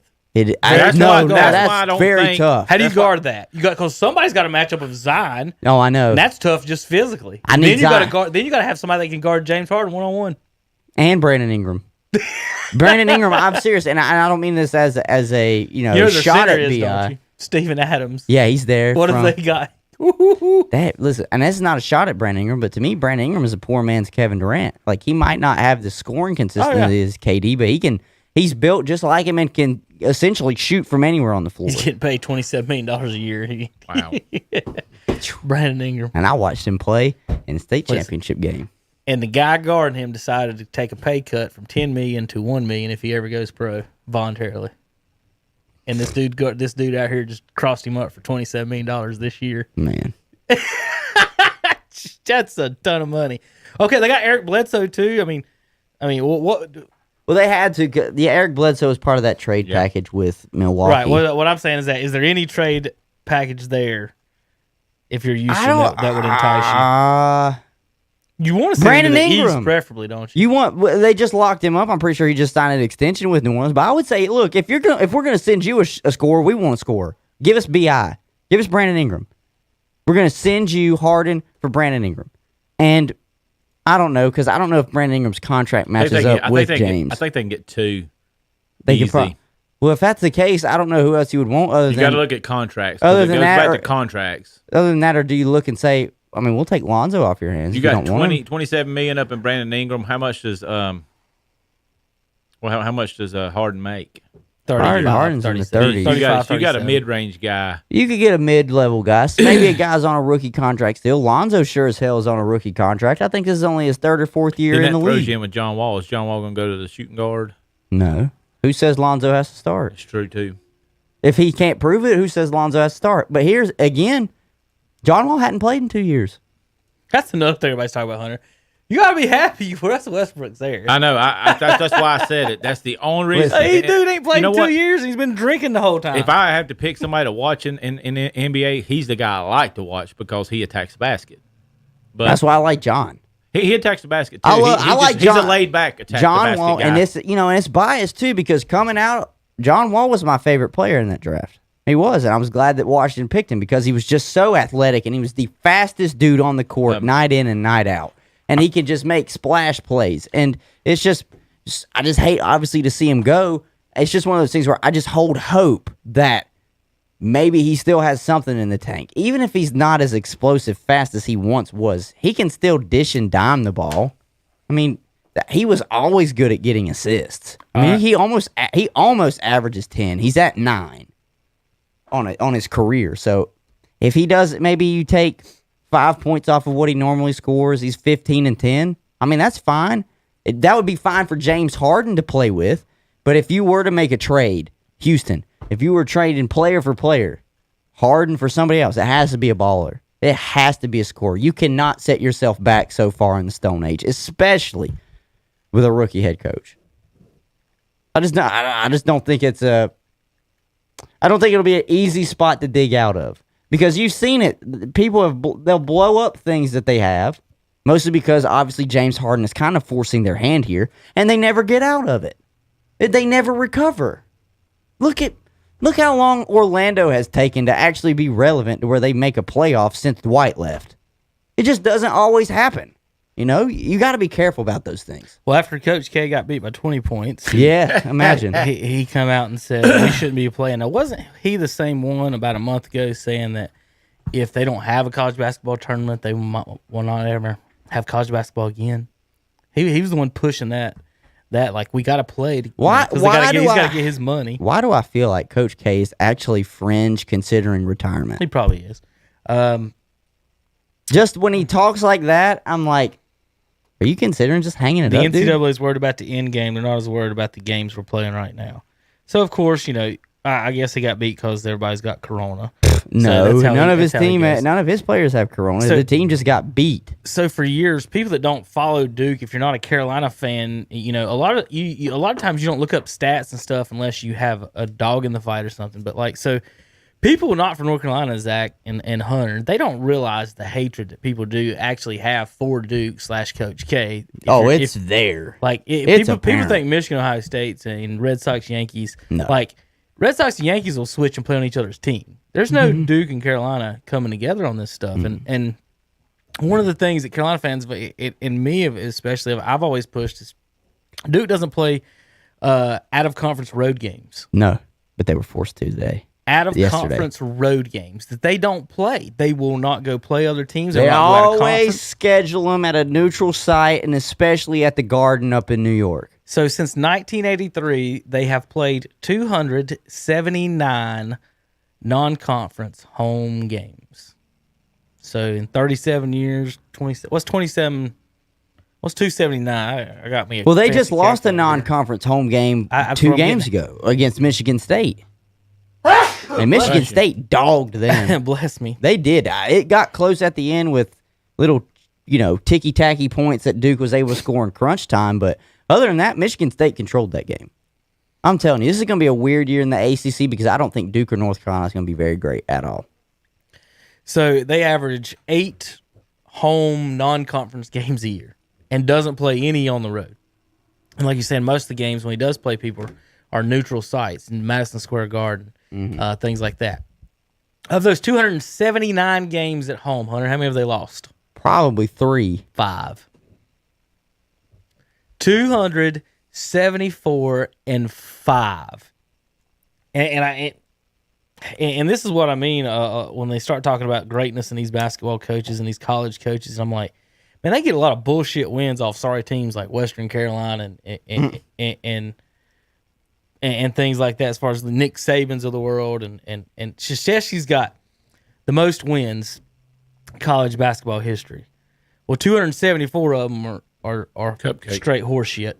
Yeah, at home. Now also, if let's say 100 out of those 37 years, let's say they made the NCAA tournament 30 times. How many of those first round games were hard games? Not many. So because you usually have a very high seeding. Let's say 25 wins. So there's 300 wins of Coach K's that are just complete easy horse shit. Then, what about every year you play in the ACC tournament? Usually the first round game, if you got a good team, is a shitty ACC team. You don't see many first round upsets. So now we're up to 330 BS Duke wins. 330 overmatched. I just read a report too on Twitter that apparently during the Duke Illinois game, imagine this, they had, oh God, why is his name escaping me? I literally just saw it. Played at Duke, calls the ball games all the time. Billis? Yes, Jay Billis. I don't know. I wanted to say Silas because we were just talking about Paul Silas' son. Jay Billis. And apparently Billis, towards like the last 5 minutes of the Illinois-Duke game that he's calling, God forbid, was actually talking about they shouldn't even be playing college basketball this year. So I feel like it's the two Duke guys that are just like, well, our team really isn't that great this year. We're not really going to be winning a whole lot, so maybe we should just call it quits. I don't think Billis is quite like that, but I damn sure think Coach K is like that. I think Coach K is definitely like that. He just cares about winning a basketball game. 3 of those 5 losses were against Big Ten teams. Mm-hmm. Illinois, Michigan, and Michigan State. Can you name the other 2, Hunter? They're not. Are they Power 5? No. No. But UMass, was it? No. UMass is barking up the right tree for one of them. The other one you'll probably never ever get. Connecticut? St. John's. Okay, Red same Storm. area. Right, that's Big East. And then Stephen F. Austin is the other one that won SF at Duke. That's right. I think they did that recently too. Yeah, it was last year. Yeah. SF Austin. So there's your. So wait, let me get this straight. Was the Illinois Duke game at Duke last night? Yeah, it was a Duke lost to Illinois. I know. That's their 5th one. I know. Okay. And I'm they just lost asking. at home against Michigan State. They lost too. at home against Michigan State. Literally, like the game or two prior to that. But let me grab. So let me get this straight. Duke, who was the lower seed in that game, got to host that game. And they were the favorite. And North Carolina has to go on the road to Iowa and play number 3 Iowa. Shouldn't it have been, and I'm not saying that Duke would have won whether it was in Illinois. I'm just saying, shouldn't Illinois, the higher seed, have hosted that game in Illinois? Or isn't it, this plays back to Kevin, isn't it funny that they played at Cameron? Michigan State always comes to Cameron. Kevin, you probably remember this. Every time I ever remember Michigan State, they're always at Cameron. Well, based on what we're seeing, everybody that's not an ACC team comes to Cameron. So here's Duke's schedule so far this year. They beat Coppin State by 10, lost to Michigan State. Yes. I have never heard in my life of this school that they just beat the other night. Have you, Hunter? What is it? It's like Bellarmine. Bellarmine. No. Or Bellarmine. Whatever. Duke played some team I've never actually heard of in my life. Like, you know how do you find a team? Like, you're Duke. Most teams would probably want to play it. So, if that's what coaches say they want, right. Like the Bellarmine. They were supposed to open with Gardner Webb. Didn't happen. Postponed. Think about that. Or canceled. And what's bad about the ACC, Gardner Webb will play Duke as many times as NC State will this year. Right. Once or twice. Is that not crazy? It's because they made the league too big. Is that they split the league up and then you don't play teams, which I still don't understand why you can't just play everybody twice. How many teams are in the ACC now? Is it 14? 16, ain't it? Is it 16? Well, I know that. Count Notre Dame it is now. Well, yeah, when they added all those Big East defectees, yeah. Play 30 conference games and let's go. It is. The ACC, I can sit here and agree with you. It is too big. So then they got College of Charleston. No, that's not College of Charleston. Good God, who is this? Like, Charleston Southern. So it's not even the whole College of Charleston. It's the southern part of Charleston. Yeah. That big, huge metropolis of the city. Yeah. So Duke's got them next. And they lost to Illinois. So they lost to the 2 teams we've heard of. They've got them next, but not if Coach K has it his way, because then they won't be playing it all again. They actually do play Gardner Webb twice. Or no, they rescheduled it. Sorry. Okay. It was canceled, then rescheduled. So they will play Gardner Webb on the 19th. They play them after a Notre Dame game. Yeah, at Notre Dame, home against Gardner Webb, home Pittsburgh, and then it's ACC the rest of the way. But those first few games, it's just I don't know what they're going to do. But it's I will say this: I'm definitely not in Coach K's camp at all. Carolina fan, hate anything that has anything to do with Duke, but it comes down to me as well. Not just because he's the Duke coach. It's one of those things. It's one of those things where it's like, I want to see college basketball, see if they can get through it. If the NBA could do it, and if college football is able to do it, and the NFL can do it, guess what, college basketball? You can do it too. So Carolina fans are kind of like Democrats in this respect. No matter what Trump says, it's bad. Right. Carolina fans are like, no matter what Coach K does, shitty. There's something bad behind it. I can't even root for Team USA basketball because he coaches. Right. I I told people when he did that I rooted for the Mongolians or whoever they were playing. I cannot stand. What's Coach bad is K and Roy Duke. Williams is the one that got beat with LeBron, got the bronze medal. And see, this is what people don't understand. And obviously, us being North Carolinians, we kind of we can kind of try to explain it more. And obviously, us growing up in Tar Heel households, and at least knowing friends that are Duke fans and whatever Terry roots for at that school. People just don't understand the Tobacco Road rivalry. They don't. They try, because my cousins are from Ohio, and they're Ohio State fans. And they're like, well, that team up north, and we can't use the letter M and all that stuff. I'm like, you realize you are in two different states. These schools are a highway in between each other, okay? And they're both really good. And they're both, like Michigan, some years is decent in football. For the majority of college basketball's existence, North Carolina and Duke, well, really Duke only came along when Coach K arrived as the head coach.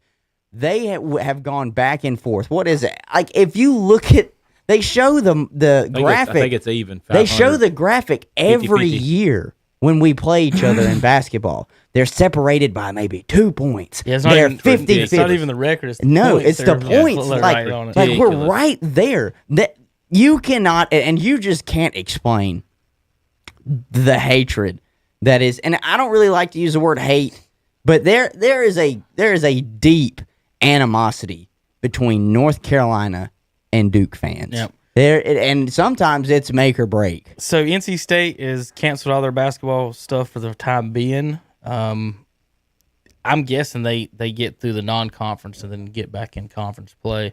The way I'm reading, it doesn't look good. I'm not. I'll be honest. I'm not surprised. Or actually, let me reword this. I am surprised that they're doing non-conference games. I think that's what I'm more surprised about because college football isn't. Some conferences let you do one. The Big Ten didn't. The Pac-12 didn't. The SEC didn't. They had to play an all SEC schedule. So it's strange to see that college basketball is just so different, allowing them to play 5, 6, 7 different non-conference games. Because college football, what did they talk about? We want to mitigate your travel. You know, Kay won one of those non-conference games to pump up his I know his stats. But Now guess what? He's lost 2 of them. Yeah, he's lost 2 in a row. Maybe we shouldn't have did this, Hunter. Or he's lost 2 of the more prestigious teams he had to play. I mean, what did he Bad expect? decision, guys. I'm actually really glad that they matched them up for the Big Ten ACC whatever it is. Challenge. Challenge. There's the word. Challenge. There's a We word. had a foolproof game that we played when we were kids. They come up with this awesome basketball that had all the ACC teams on it. You remember that, Kevin? Mm-hmm. And we would play the ACC tournament, and we would spin the basketball and put our finger on it. Wherever it stopped was the team that you got to pick. And we would do the ACC tournament in his backyard. It was great. So talk real quick before we move on to college football. I missed a stat during our NBA talk, talking about someone said that on that Harden tweet about it said he may be the best player. He's definitely their best scorer ever. And someone was showed a picture of Akeem Olajuwon and Jordan guarding each other, and it said, "Here's the best scorer of all time and the best Rocket of all time in one picture." And somebody said, well, "That's not Kevin Durant." Oh my God! But here's the thing about Durant. That's funny about. So Jordan had 9 scoring titles or 10? 1, 2, 3, 4, 5. He's got 6, 10. 7, 8, 9, 10 scoring titles. 10 scoring titles. In the last 10 years, 6 different people have won a scoring title in the NBA. Durant's the only one with more than 3. Or more than 2. He's got more what, than 2. 3 He's or got 4? 4. Yeah, he's got 4. Durant's got 4. Harden's got 2. Russell Westbrook's got 2. Mm-hmm. Carmelo Anthony, Steph Curry, and LeBron have 1 scoring title. Again, let's talk about how great you are passing it to the Porky Pig in the corner. All right, Hunter, should Ohio State be in the Big Ten championship game? No. Why not? And because they're not going to have enough games. But guess 5 what? games. But guess what? The Big Ten has come out and said they will revisit that clause. Yeah, it kind of worries me. Oh no! That 100% means they are going to set this up to where Ohio State still gets in. And do you know who called out and said they need to revisit that? head coach of Ohio State, Ryan Day. Look, I can't help that you can't play your 6 to 7, 8. Like, think about it. First of all, blame the Big Ten for delaying it and then saying, wait, we're going to come back and play in the fall, but you're only going to have 8 games to play instead of the 10 to 11 that other conferences are playing. Okay? Then you could have possibly gotten to the 6 that you need as a bare minimum. So don't come at me with that bullshit. And Tom, I'm speaking to all you Ohio State elitists, everybody that got butthurt about you probably not making your conference championship game. You cannot, just because this is a COVID year, you can't play favorites just because Ohio State is running the risk of not making your conference championship game. Because guess what? Even if they play 5 games, I guarantee your college football playoff committee will still have them at 4th with a undefeated Cincinnati team sitting right there. That's won almost 10 games. It's the biggest crock of horse shit. Coastal Carolina. It's the biggest crock of horse shit I've ever seen in my life. I cannot stand it. And that's where it comes back to what we talk about. If you had an automatic qualifier and Ohio State didn't qualify because they're not going to qualify unless they make the change that they're talking about, I'm telling you, it's bullshit. Indiana's getting It's total bullshit because the Big Ten doesn't want to lose the opportunity at the big bowl game money that they would get if they were in either which one is it? It's going to be either the Orange Bowl or the Rose Bowl. I think they'll play the Rose Bowl because that's usually the Big Ten champion. I don't know which way they're going to do that. It's horse shit. That's exactly what it is. If you're a college football fan and you're seeing what the Big Ten is getting ready to do to let a five game Ohio State team in to their championship game, it's a joke. Are you done? No, that literally has got me on fire. All right, I understand your feelings, but sometimes feelings don't matter.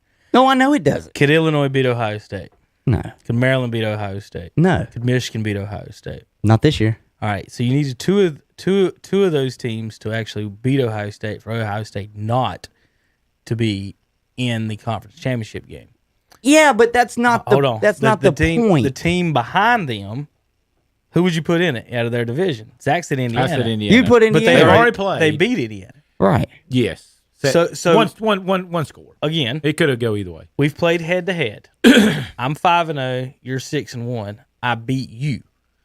Why do your wins over the Rutgers Scarlet Knights and the Penn State Nittany Lions matter more than me beating you head to head? Yeah, but that's kind of contradictory though from what me and you always talk about with our own playoff, where you have to meet. We have a criteria that you have to meet, and if you don't meet it, then we can't reward you. And so that's the point that I'm looking at is Ohio State. I can't help that you didn't get your shit together and didn't follow your protocols. I don't think they would have either. And now Ohio State is scrambling to see if they can play somebody else just to get to that 6th game. But what I mean is don't change the rule just to cater to Ohio State. If they don't meet your 6-game minimum requirement, then guess what? Tough titty. All right? You should have somehow followed the guidelines somehow, or maybe not have just up and canceled your games, but postponed them to where you could make them up and play your 6th game. You know what I'm saying? Like, that's the trouble I've had since the beginning with the Big Ten and the Pac-12 showing up late to the party deciding we're going to play. They don't postpone games. They cancel the games. All right, so here's your conspiracy theory of the day on some of that. I saw somebody talking about this the other day. What if you are Michigan coming into this game knowing they need this game to get in? Yeah, I would have just whatever. And you said, well, we've got 40 people on COVID. And that's what happened for the most part. I saw this like 3 weeks ago. It's like, what's going to happen when a team trying to get into a bowl game or ACC, let's say you're trying to get into an ACC championship game. Mm-hmm. Same thing with Ohio State. Well, let's say if it's tied, like say, let me find one that may be tied just for an example. So, let's say I think USC and Colorado. There you go, Pac-12, yeah. What if they get down to it and let's say USC loses a game, but Colorado hadn't played yet, and then they're like, oh, we're undefeated. Mm-hmm. If we lose against USC this week, we don't make the title game.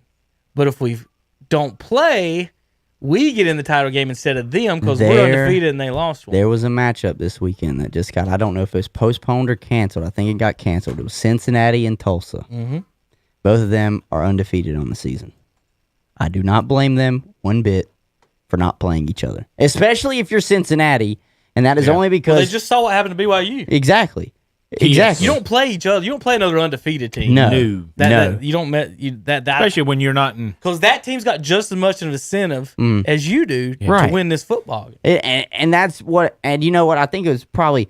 I'll tip of the cap to Tulsa if they're the ones that maybe. Let me see. It was in fact canceled. Yeah, they're not playing that game. Number 8 Cincinnati, number 24 Tulsa. All right, and I don't blame them. If you're Cincinnati. And you're not going to be in that top 4 unless you can beat Ohio State. Call them up. You want that 6 game? That's what I'm saying. Well, does Cincinnati Coastal? I don't think can jump. See, but I don't know if it's 6 games overall or if it's 6 Big Ten games. I'll say that. I think it might be overall because I did see because someone was mentioning why don't somebody I think somebody even said NC State. I guess maybe they don't play this week or another team. Ohio State should be able to find somebody this week if they wanted to, but it's Wednesday. I don't think.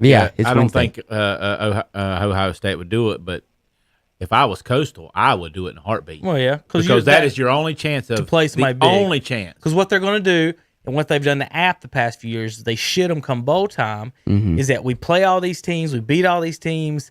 And then instead of matching us up with an SEC team or an ACC team, some look at how good you that are. we can beat, they match us up with think about it. Another the Conference USA champion. That's not what we want. Coastal plays Troy at 3:00. Coastal should wax the hell out of Troy. All right, but if you want that national recognition, I agree with Kevin as well on Cincinnati. If they're gonna hold you, You're talking about Cincinnati getting Coastal to come play. No, I'm talking about Cincinnati going to Ohio State. I don't care. Right there. Listen, I don't care. Right your only shot. Think about it. If your only shot of making the top 4 is by beating one of them in the top 4, play you got to do just it. Like playoffs. Because the college football playoff committee is just going to hold you. I'm going to use this now. They're going to hold you by the balls, literally, and just say you're sitting right here at 7, and you can't do anything about it. Here's what I would say. Ohio State should play this weekend. Here's what I would say. And they don't have to go very far. Columbus to Cincinnati. If I was Cincinnati, I'd say, guys, we just made the bowl. We just made the playoffs. We're in the playoffs right now. Yeah, if we play Ohio State this weekend, you're in the playoffs. Because if you're making the playoffs, you're playing you'd have to play them anyway. You'd have to play Ohio State exactly anyway. Where I was going with that. I'm tweeting it right now. I don't think Ohio State does it. I don't think Ohio State's. I don't think Ohio State's got the guts. I don't think they do either. They want to play a cupcake. But they should play Cincinnati. That would be great. Just it's doable, and boy, would you have ratings. Yeah. The Chanticleers, come out and beat the Cougars. And Coastal's a good damn football team. They ain't got no quarterback in it all, but they got good defense and running game. I just kind of look down the schedule of who might need a game. The Pac-12 team. What are the Pac teams doing about this playoff scenario and all that? They know they're not in it. They're not even in consideration. Okay, so they're basically out. And see, that's why I don't like the 4. USC and Colorado's undefeated over here. Think about it. Look at 1 through 6. Carolina's back up to 17th. Yeah. We can't stop anybody. What they do, they're going to get ranked up there. If we didn't have Matt Brown as our coach, we would not be anywhere near the rankings. Well, I'll say this. And I don't care if we were ranked or not. I can sit there and look at North Carolina and say, this is a better team than we've had the past few years under Fedora. And that's all I have to say.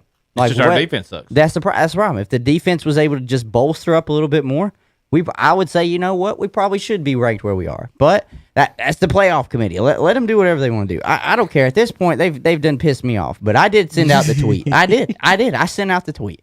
I can it read Big this. Ten is expected to change the rule, Hunter. That's what I said. Exactly. They're going to change the rule so Ohio State can get in after not even meeting the requirements. I said, Ohio State football, heard you need a game. Call up Cincinnati football, and we'll really see who deserves to be in the playoffs. Quit running like chickens with your heads cut off. Come on now. Play. It's a joke. To me,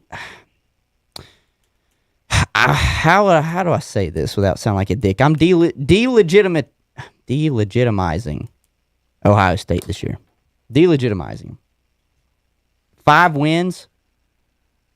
How do those 5 wins look better than, let's say, Texas A&M in this aspect? All right, Hunter, if they get in the championship game with 5 wins, they'll be playing Northwestern. Mm-hmm. And let's say they beat them. Okay. There's your 6. Okay. Again, but my point is, and what Ohio State's point would be, is we beat everybody in our conference that we've had to play. Cool. So what are you holding back other than the numbers I didn't beat some cupcakes? It's the same That's thing. just 2 games. I mean, you say the same. We've been arguing the same thing, though, for Cincinnati, BYU, until they lost in Coastal. All we've done is beat who you put in front of us. Mm-hmm. So you need to reward us, and they just don't. And then with me and you doing how we do our little bracket, it comes down to, well, we if have... Ohio State didn't have a rule, I mean, not Ohio State, if the Big Ten didn't have a rule, Right. we wouldn't really have nothing to talk about. No, we wouldn't have anything to talk about. Now, I agree with you. Okay. 100%. But there's a rule in place. Right. For you to be able to make your conference championship game, you have to play 6 games. It's been that way. And now that they're, this year, deciding to change the rule, because, seriously, what was it, 2 days ago or 3 days ago when they first announced that the Michigan-Ohio State game was going to be canceled, Ryan Day came out, the head coach of Ohio State, and said that the Big Ten needs to revisit this rule. Yeah. And now they're essentially... And I'm going to call them out. The Big Ten committee is pandering to Ohio State not being able to get their 6 games in. When essentially it's the Big Ten Conference's fault for them flip-flopping on when we're going to play. We're going to play in the spring. Wait, we want to play in the fall, but we're only going to let you play 8 games. It's the conference's fault. I'll agree with you. A rule is a rule that they agreed to play under.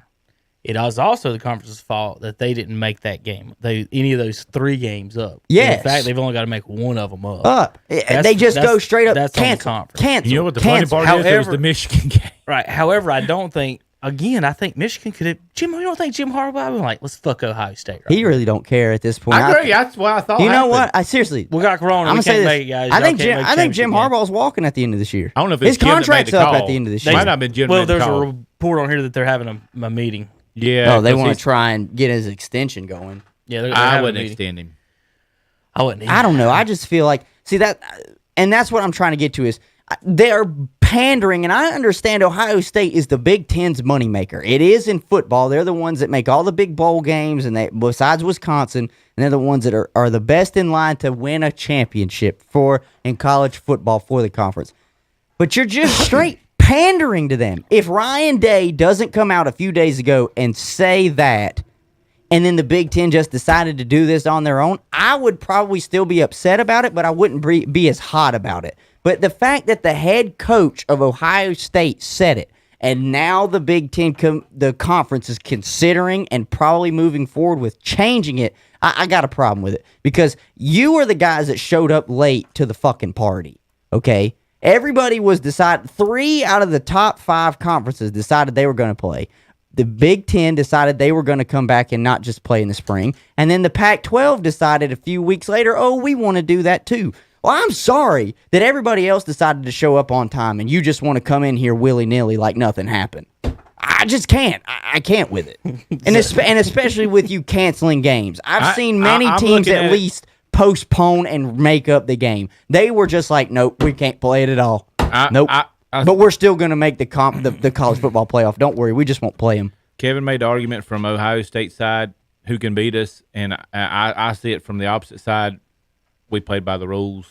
Y'all didn't make the criteria. We win, and I can see both. Right. I have no problem with either one. And I'll say this too. I hope whoever I like the idea that the solution to the idea is bringing Cincinnati in, and we'll just see how good Ohio State really is. I think that would be the best. I think that would be the best to just make everybody happy and not because then you would have Cincinnati. If you do get beat, it's like, okay, well, then you just weren't ready. Fine, we get that. But if you're Cincinnati and you're sitting there saying, well, all we're ever going to be is 7th in this poll, why do we not just give it a shot? Cincinnati is the TCU before the playoffs. That's what they are. That's exactly right. This year they are. That's exactly right. And so I'll say they're this. number 5. Last thing I'll say about the damn Buckeyes. I hope they get rocked in the first round of the college football playoff. I hope they get beat by 30. So again, the rule of 6 games, that's something they agreed to before the season.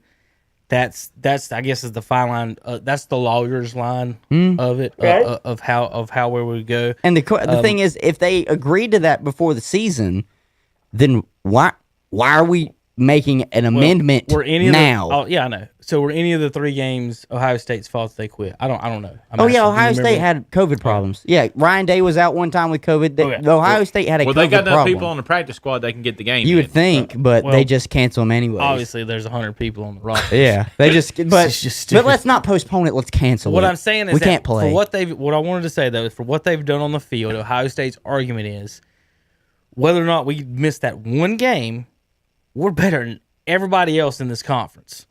And whether or not that right now, Hunter, I would say no, you wouldn't put them in the championship 4. I agree.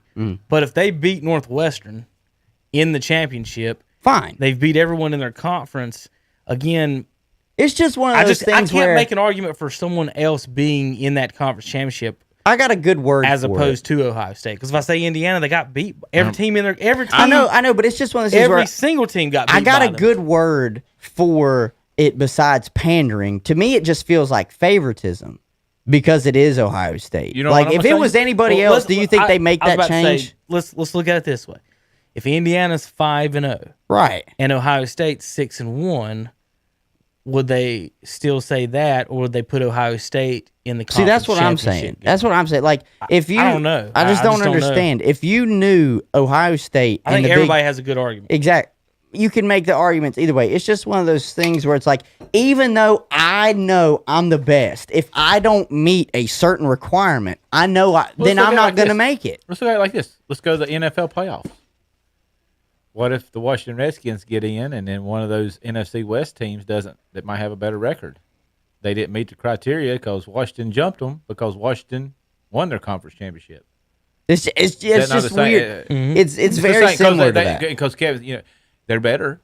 They're obviously better than us. The only problem with the 6-game thing is it's obviously I'm guessing an arbitrary rule for this year. Was that a previous rule? I don't know. That's interesting to know. It could be. It may be a previous rule. I think it might be a previous rule because that's what I'm having struggling with is the fact that it's a rule, it's been in place, and then all of a sudden, and especially if it was a rule that was implemented at the beginning of this year, and you see a team is not going to meet 6 games, so wait, let's just make an amendment. It's like whoa. That was the rule from the beginning. They knew what the rule was to be there. And especially if it's been a rule for the long time. You know what the rule has been. I'm sorry that you're not meeting that rule. That's not the conference's fault.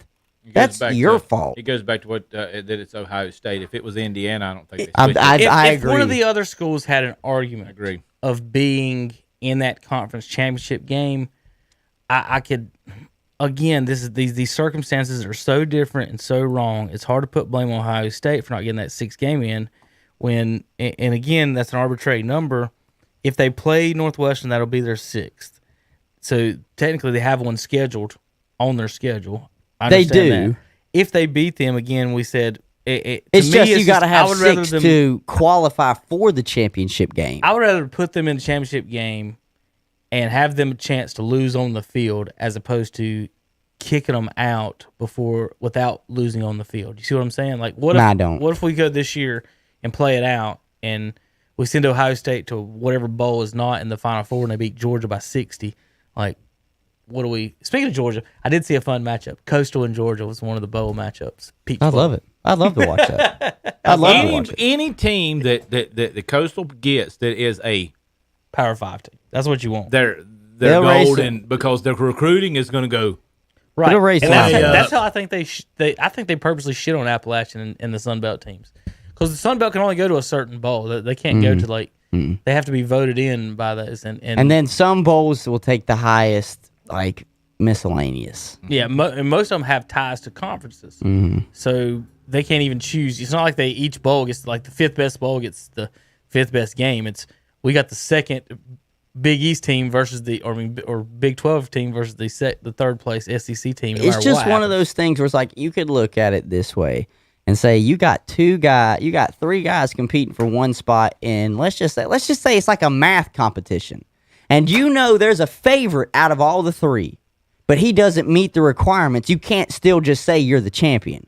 And that's how I feel about with Ohio State. We can all sit here and realize Ohio State is probably the best team in the Big Ten. I won't argue that.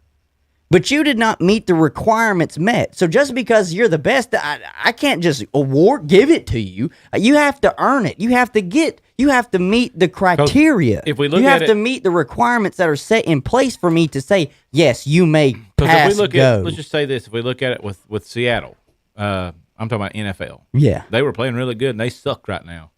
What if that happens to Ohio State? It's possible. We never know what would have happened in Ohio State, Michigan. Now, we can all sit here and probably think a bit of a wash, but it is a rivalry game. It is. Let's say they were able to get One-sided. that in. Maybe Ohio State's got players that are out with COVID. You never know with this how it is right now. It's just one of those things to me. I think it's the name that's really the reason that the conference is pandering and probably leaning towards making this revision to why you can get into the conference championship game. I hope not. You hope not. What I hope is Optically, it doesn't look good. what I hope is that they're using the argument that I used is the fact that if we take them out, does Indiana really have more of an argument to be in it over them? The fact that they just played one game, and if we just want to play a game and have Ohio State beat somebody 60-10, what's the reasoning behind that? Other than to have the number. And but again, lawyers are lawyers, rules are rules. That's where the line will be. And I think whoever's lawyers / whoever's got more influence on the committee, Ohio State will probably win out on that. It's Ohio State.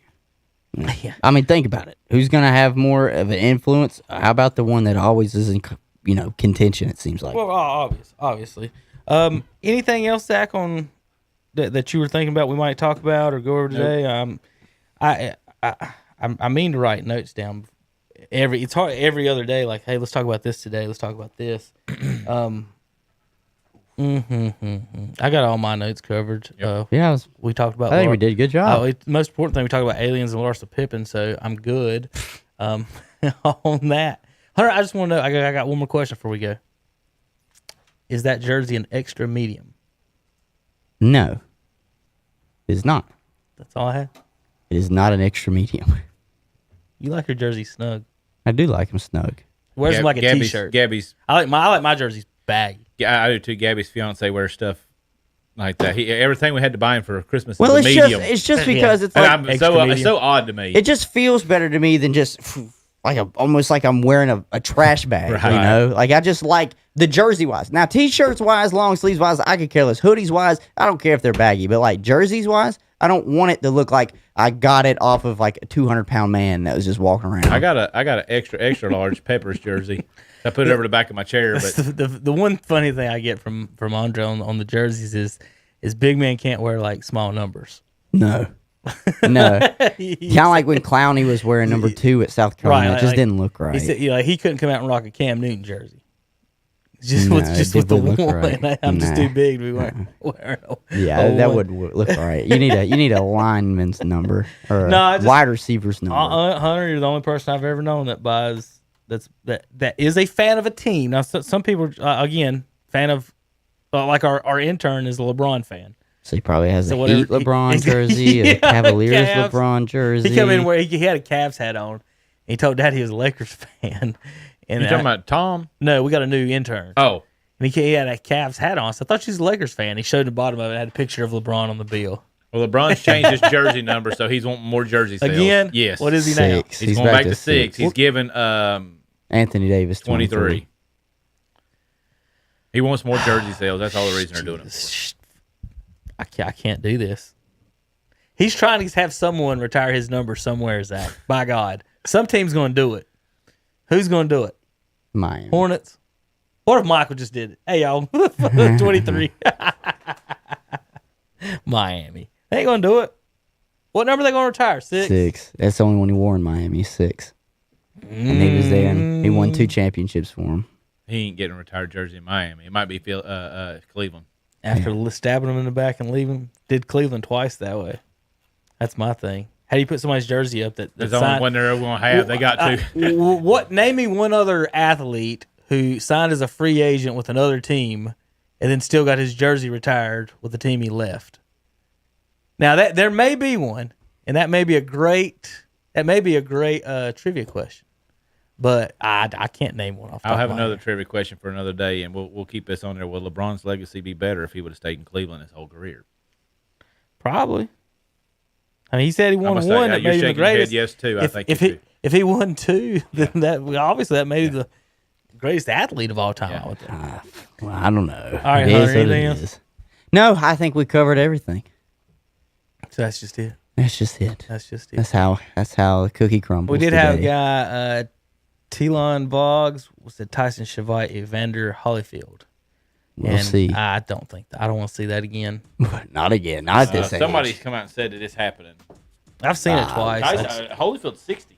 Yeah, I don't want to see it again. I don't want to see it. All right, guys, thanks for tuning in. Shock Joxx Sports Podcast, live Mondays and Wednesdays at 2 o'clock, Saturdays at 8 a.m. on KTC Broadcasting YouTube channel. Follow us on KTC Broadcasting Facebook and at KTC Broadcasting on Twitter. We'll see you guys Saturday, ktcbroadcasting.com.